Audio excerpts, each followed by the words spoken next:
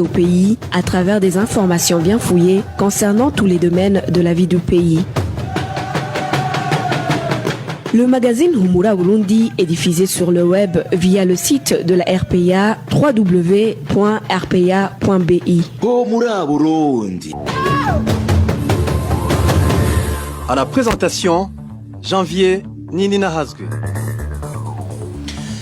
MST Veniungeko est à la cabine technique. Bienvenue chers auditeurs au magazine Humura Burundi de ce mardi 26 janvier 2021, dont voici d'abord les titres.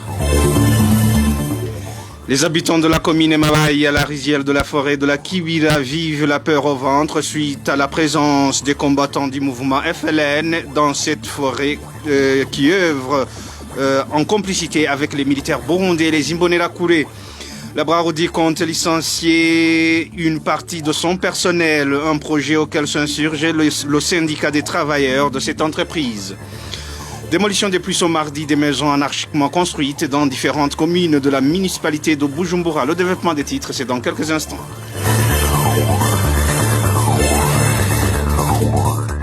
Encore une fois, bienvenue. Un habitant de la commune Burambi est décédé ce lundi au commissariat de la police Rumongue, en province Rumongue, où il était incarcéré.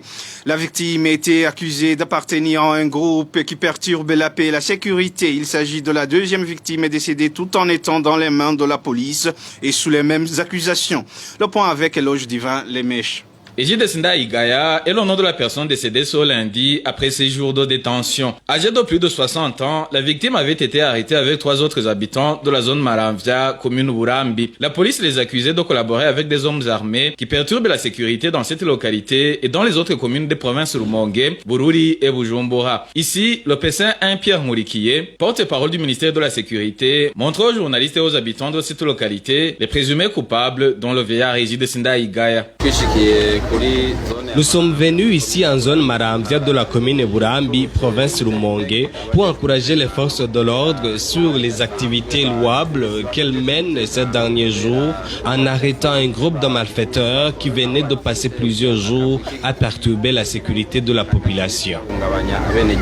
Ces personnes arrêtées et montrées au public ont été acheminées au cachot du commissariat de Rumongue. Là-bas, Égide Ndaisenga y aurait été sauvagement torturé. Les sources de la RPA font savoir qu'il aurait même sollicité en vain d'être acheminé à l'hôpital. La victime Égide Ndaisenga était accusée d'être de mèche avec des groupes rebelles avec son petit frère Deoni Ongabo, connu sous le sobriquet d'Ocom. Ce dernier, un ancien militaire ex-FAB, avait été tué 3 jours avant l'arrestation d'Égide Ndaisenga par des policiers et des Imbonerakure en zone Maramvia. C'était en date du 16 janvier 2021. La même police qui a exécuté Deoni Ongabo, alias Com, avait 2 jours avant arrêté un autre habitant de la zone Maramvia, lui aussi ex-FAB, du nom d'Oproté Niongabo. Dans les mains de la police depuis le 14 janvier 2021, ce dernier sera exécuté 5 jours plus tard. Les habitants de la commune Burambi ont indiqué à la RPA qu'ils vivent dans une peur panique au regard de ces exécutions extrajudiciaires des présumés coupables arrêtés par la police. Ils demandent des enquêtes minutieuses qui pourraient démontrer l'implication de la police dans cette élimination physique des présumés coupables au moment où la peine de mort a été abolie au Burundi. À ce propos, la RPA a essayé de joindre le PC 1 Pierre Mourikié, le porte-parole du ministère de la Sécurité, mais il n'a pas décroché son téléphone portable.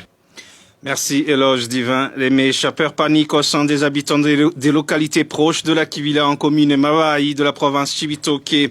Ces habitants disent être inquiétés par la présence inhabituelle de groupes de militaires burundais dans cette forêt, des militaires qui effectuent régulièrement des va-et-vient en République démocratique du Congo en collaboration avec des Imbonerakure et des éléments du FLN, le mouvement rebelle qui combat le pouvoir de Kigali. Emmanuel Niungeko nous en dit plus. Ces militaires burundais sont présents dans la forêt de la Kiwila, située sur la colline Ruhororo depuis près de 4 mois, selon les révélations des habitants des localités environnantes. La majorité de ces militaires provient du 211e bataillon. Leur position se trouve au milieu de la Kiwila, dans la localité communément appelée Kuntebe Yumugisha. Ils ont occupé cette position en provenance de la commune Bukinanyana. Initialement, ils occupaient la position implantée tout près de la rivière Ruhwa, sur la frontière burundo-rwandaise. Non loin de là, à 200 mètres, se trouve une autre position occupée par des rebelles Robert du mouvement FLN qui combat le gouvernement de Kigali. Nos sources indiquent que ces Robert, dont on ignore l'effectif, ont reçu une tenue de l'armée burundaise en plus de celle de l'armée rwandaise qui était déjà à leur disposition. Bien plus, nos sources parmi ces militaires indiquent que les rations alimentaires est déposée au chef-lieu de la commune Mabayi par des véhicules du ministère de la Défense nationale. Certains parmi les militaires affectés dans la Kibira viennent récupérer ces vivres et des fois la population les aide dans le transport. Ces militaires burundais, alors avec la complicité des éléments du FLN, effectuent des va-et-vient vers la RDC étant lourdement armés. Ces va-et-vient, souvent effectués durant la nuit, se font via deux trajectoires. Le premier groupe emprunte la 6e transversale, tandis qu'un autre traverse la frontière via un passage situé à la 2e transversale en commune Buganda. Selon des sources de la RPA, ces militaires, sous le commandement du major Rémi, traverseraient la frontière dans l'objectif de traquer les groupes rebelles burundais qui prépareraient des attaques contre le Burundi. De surcroît, un groupe de 22 Imbonerakure, sélectionnés parmi d'autres Imbonerakure, sont positionnés sur la colline Marambo 1 de la commune Rugombo. En uniforme de l'armée burundaise, ces Imbonerakure traversent la rivière Rusizi et prennent la direction vers la localité de Fizi, située en République démocratique du Congo. Ils débouchent sur la localité de Murenge, la région de la communauté Banyamurenge. Les habitants des communes Mabayi et Bukinanyana, riveraines de la Kibira, craignent une situation d'insécurité qui pourrait surgir d'un moment à l'autre. La rédaction de la RPA a essayé de joindre le colonel Floribert Biyereke, le porte-parole du ministère de la Défense nationale, mais il n'a pas décroché son téléphone. Merci Emmanuel Niungeko. Page santé à présent. Il est très difficile de lutter contre la Covid-19 dans la commune Muyinga de la province Muyinga à cause de la carence de l'eau potable. Certains enseignants rapportent toutefois que le gouvernement avait fourni quelques savons aux établissements scolaires. Hervé Niuhid. Au sein des 62 établissements scolaires de la commune Muyinga, il se remarque un manque criant de l'eau potable. La situation est alarmante au niveau de ces établissements primaires où les écoliers doivent se munir d'un bidon de 5 litres chacun à l'école. Mais il y a certains écoliers qui partagent avec les autres ces 5 litres parce qu'ils n'ont pas été capables d'apporter de l'eau potable à l'école. Actuellement, certains parents se demandent si il est possible de lutter contre la propagation de la COVID-19 alors qu'il se remarque ainsi l'effectif d'écoliers dans ces établissements. Les éducateurs, eux, estiment que même les savons que le gouvernement donne à ces établissements sont insuffisants. Ce 22 janvier, chaque établissement de la commune Muyinga a reçu 13 savons, alors que la plupart de ces établissements comptent 2000 écoliers, rapportent les enseignants. Ces derniers se demandent comment ces écoliers pourront partager ces savons. Les enseignants signalent également que dans ces établissements de Muyinga, le port de masque a été interdit par les autorités locales. Le récent rapport du ministère de la Santé indique que jusqu'au 24 janvier, 182 personnes ont été testées positives dans toute la province Muyinga. 39 parmi elles sont admises dans des structures de santé. Hervé Niuhire. La lutte contre la Covid-19 au camp des réfugiés burundais d'Onduta en Tanzanie ne constitue pas une préoccupation majeure. Aucun centre de dépistage de la Covid-19 n'y est prévu, encore moins les mesures de lutte contre la propagation de cette pandémie. La Tanzanie, pays hôte, est l'un des pays qui banalise cette pandémie. Le point avec Walter Kwizera. La lutte contre la propagation de la Covid-19 pour les réfugiés du camp d'Onduta en Tanzanie est très difficile. Pas de distanciation physique, les réfugiés se comportent comme si rien n'était dans ce camp. Ce réfugié indique que rien ne les protège contre la pandémie. Ici en Tanzanie, nous sommes très inquiets car il n'y a aucune mesure de protection ou de lutte contre cette pandémie. Nous nous rencontrons dans les marchés sans distanciation sociale, pas de lavage de mains, donc rien ne peut nous protéger de cette pandémie ici. Ces réfugiés indiquent qu'ils sont inquiets car, à part les 2 entrées sur lesquelles on dépiste la Covid-19, à l'intérieur du camp, rien ne se fait. Ce qui fait qu'il est difficile de savoir qui souffre ou non de la Covid-19 parmi les réfugiés, même pour ceux qui présentent les symptômes. Là où nous sommes, c'est très difficile d'identifier celui qui est atteint ou non par la Covid-19. Cela du fait que cette pandémie a des symptômes comme ceux des autres maladies dont la grippe et la toux. Mais sans test de la Covid-19, c'est impossible de savoir l'état de ceux qui ont ces symptômes. Malgré les efforts des organisations comme Médecins sans frontières dans la lutte contre cette pandémie, le gouvernement tanzanien a toujours banalisé la pandémie au point qu'il est difficile d'oser signaler que la Covid est présente présente dans le camp. Pour nous les réfugiés, nous sommes au courant de la présence de cette pandémie, mais nous n'avons aucun moyen de se protéger contre la Covid-19, surtout que même ce pays qui nous sert de refuge n'accepte pas que cette pandémie existe. Vous savez bien comment nous sommes traités ici, donc si tu oses parler de ça, tu cours le risque d'être enlevé et ta famille ne saura jamais qui t'ont arrêté. La situation est pareille dans presque toutes les zones du camp d'Onduta en Tanzanie. Dans nos éditions ultérieures, nous vous parlerons de l'évolution de la Covid-19 dans les autres camps des réfugiés en Tanzanie. Merci Walter Kwizera. Pour tourner la page santé, plus de 2 millions de personnes sont déjà décédées des suites du coronavirus sur toute la planète. Selon le rapport sorti ce lundi par l'Organisation mondiale de la santé, environ 100 millions de personnes sont atteintes de la Covid-19 au niveau mondial, dont plus de 2 millions en Afrique. Trésor Nyonga.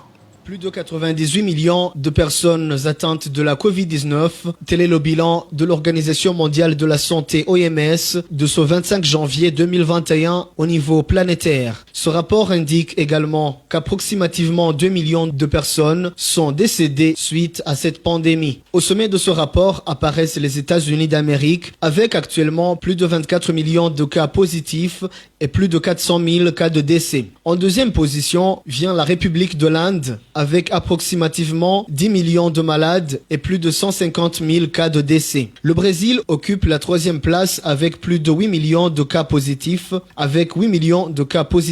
Ce pays est le deuxième qui enregistre plus de cas de décès des suites de la Covid-19 avec plus de 200 000 personnes mortes. Viennent ensuite successivement la Russie, le Royaume-Uni, la France, l'Italie, l'Espagne, la Turquie, l'Allemagne et la Colombie. Chacun de ces pays enregistre actuellement plus de 2 millions de cas positifs de la Covid-19 et plus de 50 000 cas de décès. Cap-Vert, le continent africain, où plus de 2 millions de cas positifs sont aujourd'hui enregistrés avec à peu près 57 000 cas de décès, suivis de l'Éthiopie, le Nigeria et l'Algérie. Dans la communauté est-africaine, le Kenya occupe la première place, suivi successivement de l'Ouganda, le Rwanda, le Sud-Soudan, le Burundi et la Tanzanie. Ce rapport de l'OMS montre que seule la Sainte-Hélène n'a connu jusqu'à présent aucun cas positif de la Covid-19 sur le continent africain. Les chercheurs dans le domaine de la santé indiquent que des vaccins ont déjà été découverts, même si beaucoup de pays n'ont pas encore donné le feu vert pour leur utilisation. Ces chercheurs affirment également avoir trouvé d'autres variants de ce virus. Retrouvez les différentes productions de la RPA sur Facebook, YouTube, Twitter et sur www.rpa.bi. Arrestation ce mardi de Mélance Ndaya Ambadje, pasteur de l'église Bon-Berger en commune Kivago de la province Makamba. Il est accusé par l'administrateur communal d'appel aux fidèles de l'église à la désobéissance pour les travaux de construction de l'église sans l'aval de ce dernier. Clovis Nyonzima nous en dit plus. La construction de l'église dans une parcelle nouvellement acquise par l'église Bon-Berger est le motif de l'arrestation du pasteur Mélance Ndaya Ambadje. Selon notre source à Kivago, un autre pasteur prénommé Toyi de l'église Pentecôte aurait soudoyé l'administrateur. Il avait acheté une parcelle auprès d'une personne et il est même en possession de la quittance de la commune. Mais quand les représentants de l'église Pentecôte ont su qu'il s'est procuré de cette parcelle, ils lui ont devancé et ont construit en premier une église près de cet endroit. Quand ils ont su que son pasteur a commencé de construire son église, ils ont saisi l'administrateur qui à son tour est venu avec la police pour l'arrêter. Les fidèles de l'église Bon-Berger indiquent en effet qu'ils ne comprennent pas la manigance de l'administrateur qui les accuse de sédition alors qu'il venait de passer une semaine à construire cette église sans encombre. C'est aujourd'hui que l'administrateur est venu pour lui accuser de soulèvement, qu'il aurait demandé à ses fidèles de procéder à la construction de cette église par force, alors qu'il venait de passer une semaine dans les travaux de construction de cette église, et d'ajouter que son pasteur ne lui a pas demandé l'autorisation de bâtir. À ce propos, la rédaction de la RPA n'a pas encore pu joindre Espérance Inarukundo, administrateur de la commune Kivago, pour de plus amples éclaircissements. Merci Clovis Nyonzima. La faillite de l'Onatel n'est pas le fruit du hasard. Et pour cause, tous les indicateurs sont en rouge depuis plus d'une dizaine d'années. Et malgré les alertes lancées par le personnel, le gouvernement n'a pas levé le petit doigt pour redresser cette entreprise. Aujourd'hui, nous reviendrons sur l'historique et sur la genèse de descente aux enfers. Josiane Mouzaned.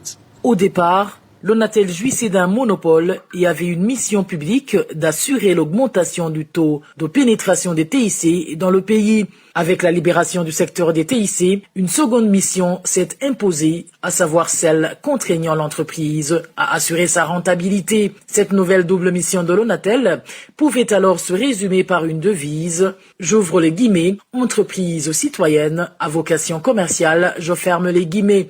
Or, il s'est avéré que les deux missions, à savoir, d'une part, assurer un large accès du public aux services TIC et d'autre part, d'être performant face à une concurrence n'ayant, elle, qu'un objectif de profit pur et simple, sont devenus de plus en plus difficiles à concilier. Cela, non pas parce que l'Onatel n'en était pas capable, mais plutôt parce que les décideurs ne le lui ont pas permis. Pourtant, comme toute autre entreprise, depuis plusieurs années, l'Onatel aurait dû moderniser ses équipements, s'adapter à l'évolution technologique et faire face à la concurrence des privés. Mais malgré les appels répétés de la direction de la nécessité de renouveler les équipements, aucune action n'a été entreprise pour répondre à ces appels. Et très rapidement, l'Onatel n'a pas pu suivre le rythme imposé pour renouveler ou mettre à niveau son outil de production dans un domaine caractérisé par une perpétuelle mutation technologique, des services de plus en plus variés et un public de plus en plus exigeant en qualité des services et des produits. Parmi les difficultés à la base de cette faiblesse dans ce nouvel environnement de concurrence tous azimuts, on peut citer le statut juridique de l'Onatel qui, en tant qu'entreprise publique à caractère industriel et commercial, subit des lourdeurs administratives qui handicapent sa réactivité dans la prise de décision, notamment d'investissement face à la concurrence.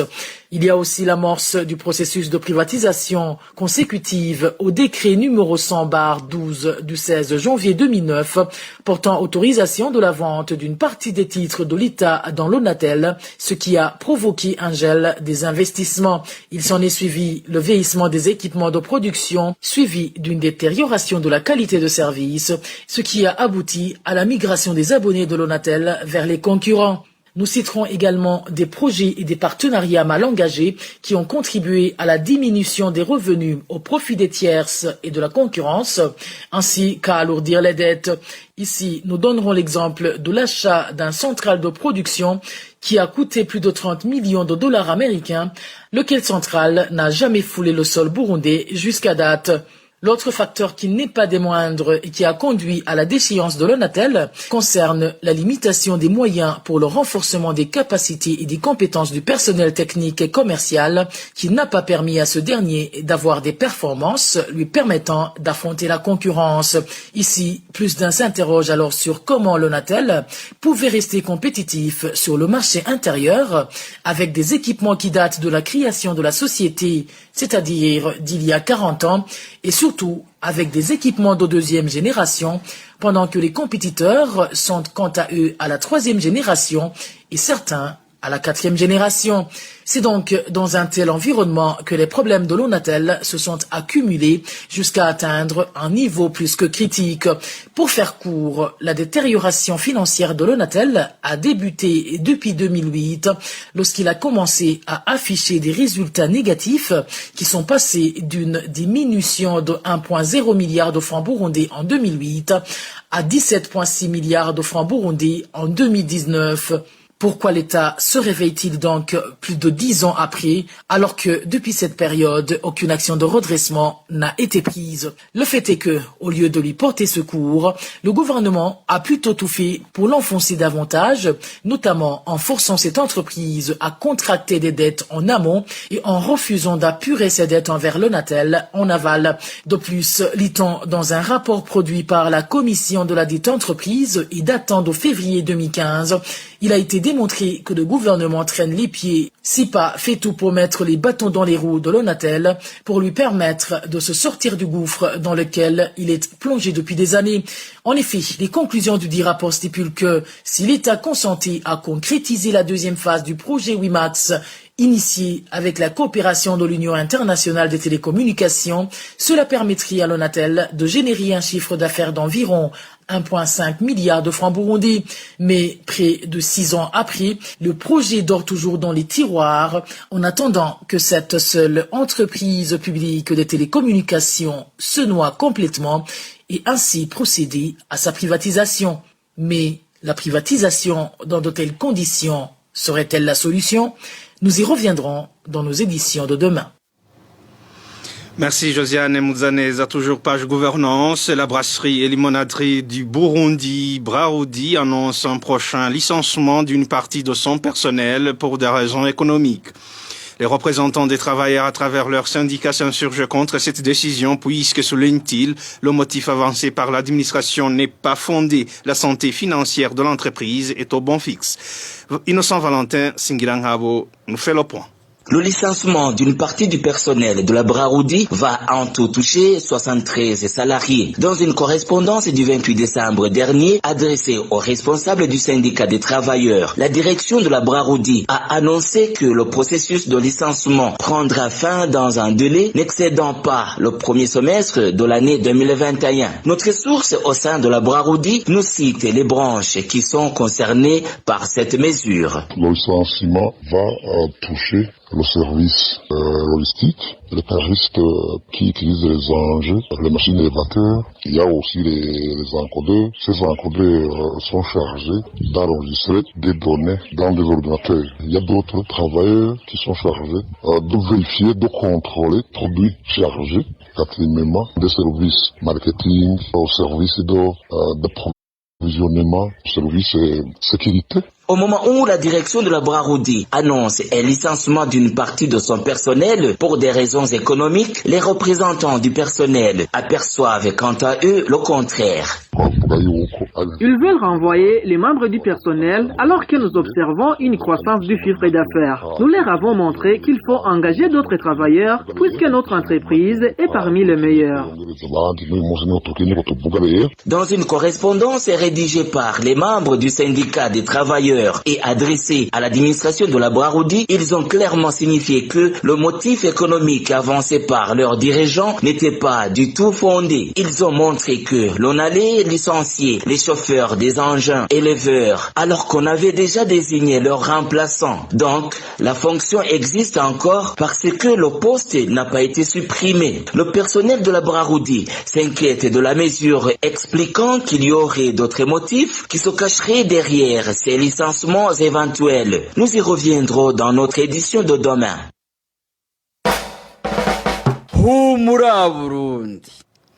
Les petits commerçants de la colline Gasenyi, zone Rubirizi en commune Mutimbuzi de la province Bujumbura s'insurgent contre la surtaxation qui pèse sur leurs produits.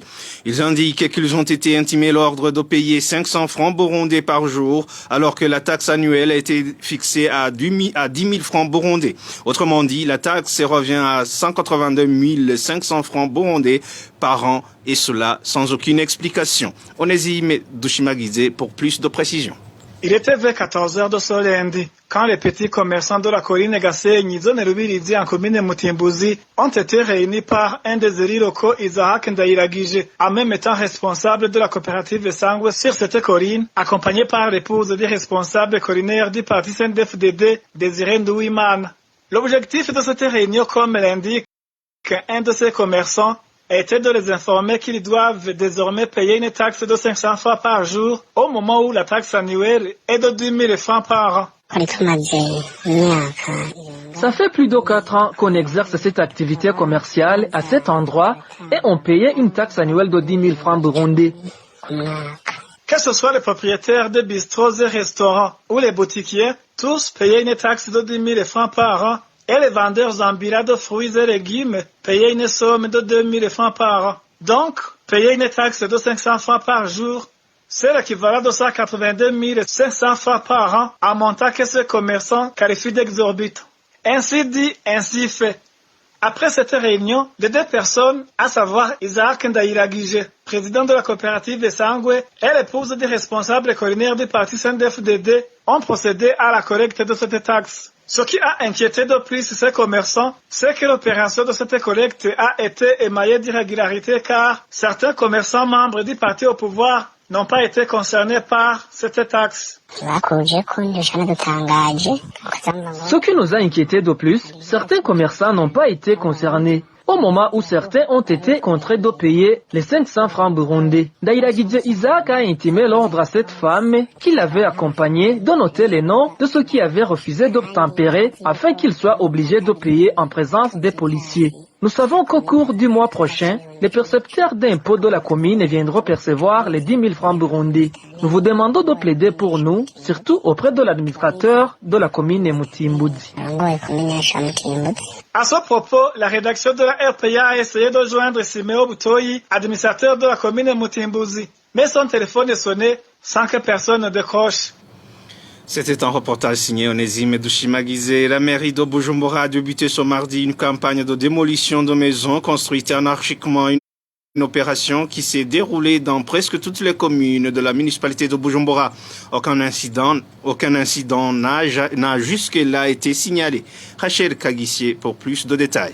Des conteneurs, des kiosques ou encore des maisons construites au-dessus des rigoles étaient la cible de services de la mairie. Accompagnés par des éléments de la police, ces derniers ont procédé à la démolition de ces constructions. Pour cette campagne qui a débuté ce mardi, ils se faisaient aider par des porte-effets selon ces témoins.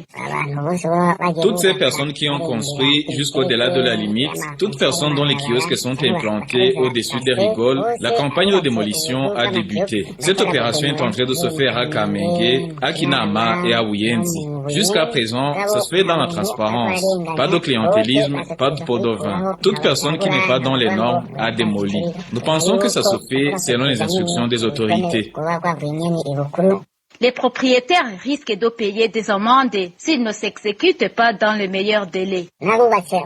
Pour des gens qui ont des conteneurs implantés au-dessus des canalisations, il leur a été demandé de les déplacer. S'ils ne le font pas de leur propre gré, les services de la mairie le feront à leur place et ils devront payer des amendes. Certains habitants de la mairie de Bujumbura félicitent les autorités de la mairie pour ce travail. Cependant, c'est la désolation pour ceux dont les kiosques détruits constituaient une source de revenus. Merci Rachel Kagissier. Dernière page de ce magazine. Plus de 11 300 ménages de réfugiés burundais ont regagné le pays natal l'an dernier, a indiqué le ministre de la Sécurité publique et de l'Intérieur ce lundi. Il dressait le bilan de la deuxième moitié de l'an 2020. Gervais Ndirakobucha se réjouit d'avoir bien collaboré avec certains pays d'asile de Burundi. Suivez.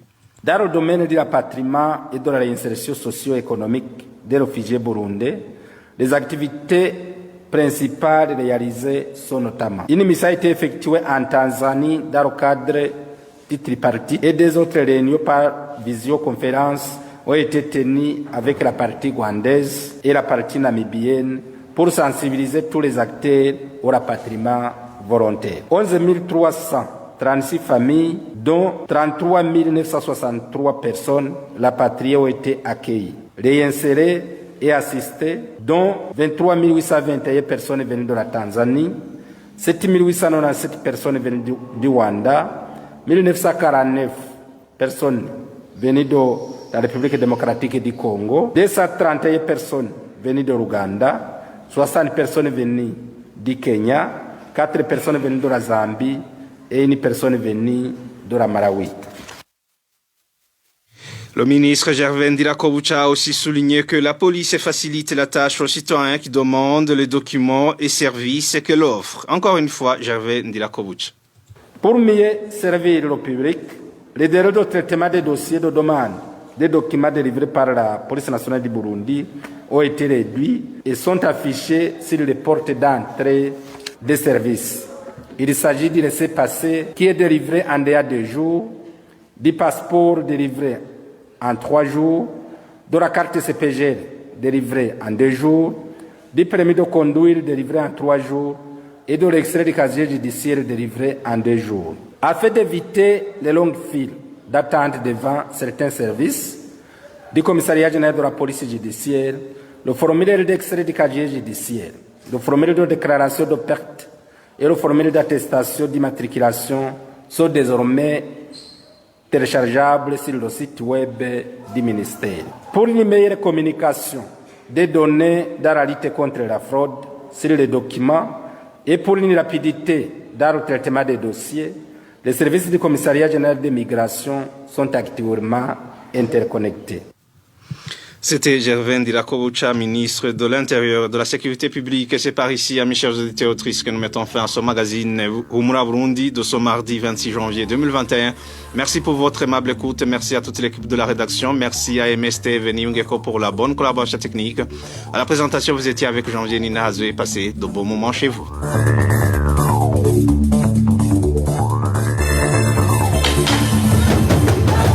C'était le magazine Humura Burundi. Un magazine comprend pour relier les Burundais en exil et ceux toujours au pays à travers une information de qualité.